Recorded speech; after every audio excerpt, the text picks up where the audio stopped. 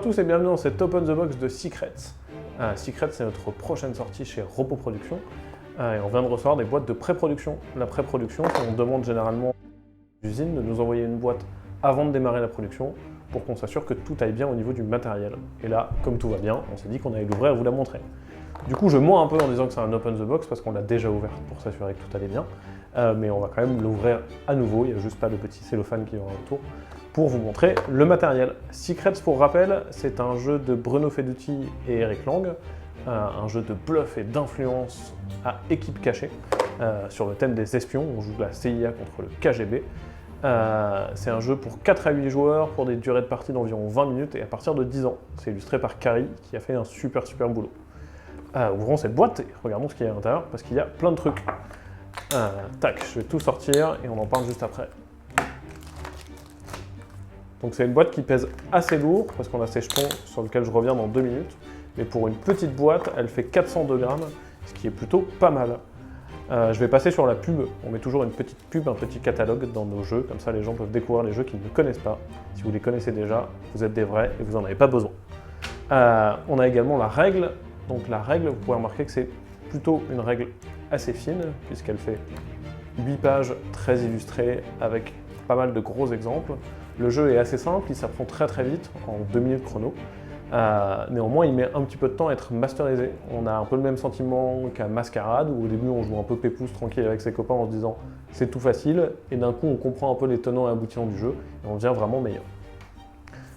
Une petite aide de jeu, voilà, qui est juste là pour être jolie et pour aider les joueurs, et qu'on utilise avec ces petits jetons. Ces jetons, je vais les mettre hop, en caméra déportée juste là. Ils sont en bakélite également, tout comme les gros jetons, et donc ils nous aident à pointer simplement quel personnage on a pioché. Donc là, si j'ai pioché l'assassin et la diplomate, je peux le montrer avec les petites flèches. Ce qui fait qu'on s'en souvient après quand on est en train de jouer et qu'on a un petit peu papoté et qu'on n'est pas très concentré.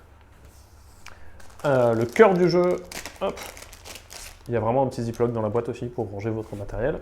C'est les cartes personnages. Les cartes personnages, elles ressemblent à ça. Il y en a plein, elles sont de plusieurs types différents. On a l'assassin, le politicien, la journaliste, la scientifique, la diplomate, le psychiatre, le détective, promis c'est bientôt fini, et l'agent double. Pour remarquer qu'on a une parité au niveau des personnages, c'était un truc qui était important pour nous, et que, encore une fois, ils sont magnifiquement illustrés par Kari, qui a fait un boulot vraiment dingue.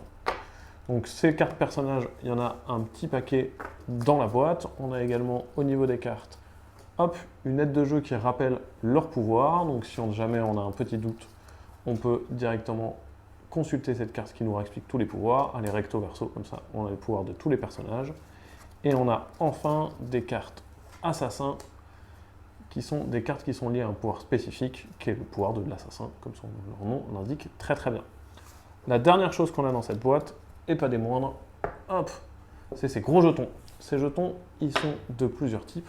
Les plus importants et ceux qu'on va les manipuler le plus, c'est les jetons ronds. C'est ceux-là, qui sont, hop, gravés et en bakélite, donc ils sont vraiment costauds, ils font vraiment un joli son. C'était important pour nous d'avoir un matériel à la fois agréable à manipuler, parce qu'on les manipule régulièrement, et à la fois un matériel qui soit costaud, comme c'est un jeu à identité secrète. Si jamais je fais 3 parties avec mes jetons en carton, on peut reconnaître qui est qui, on peut plus jouer et c'est dommage. Donc on a vraiment axé la production de ces jetons sur la qualité, c'est ce qui fait qu'ils sont costauds et lourds, et vraiment très agréable à manipuler quand on joue. On a donc 2 grandes équipes, on a le CIA, enfin la CIA, qui est hop, en bleu, le KGB qui est en rouge, et on a une 3e équipe un peu secrète, qui sont les hippies. Les hippies, ils sont en vert parce que c'est des hippies, et contrairement au KGB ou à la CIA, ils ne veulent pas gagner la partie, ils ne veulent pas de points, au contraire, ils en veulent le moins possible. On a un dernier jeton dans cette petite boîte, qui est celui-ci, qui est le jeton de l'ONU. La caméra galère un peu à faire le point parce qu'il est blanc sur gris, ce qui fait qu'avec la lumière, on galère un peu. Mais c'est un jeton qui a une autre forme, il n'est pas distribué aux joueurs en début de partie. Si à un moment quelqu'un a moins de cartes que les autres, il récupère ce jeton et ça lui permet de revenir dans la partie, en faisant une intervention spéciale de l'ONU. Voilà, vous avez un aperçu global du matériel. On mettra de toute façon les règles en ligne tout bientôt, donc si vous avez des questions sur les règles, vous pourrez les consulter et voir un peu tout ça. On fera également bientôt une autre petite vidéo où on fera une partie commentée, où vous pourrez voir un peu les tenants et les aboutissants de Secrets, comment on joue, ce qui se passe quand on joue, l'ambiance qui peut se créer autour de la table, et ça devrait normalement vous donner un bon aperçu. Voilà, vous savez tout, je vous embrasse et à bientôt.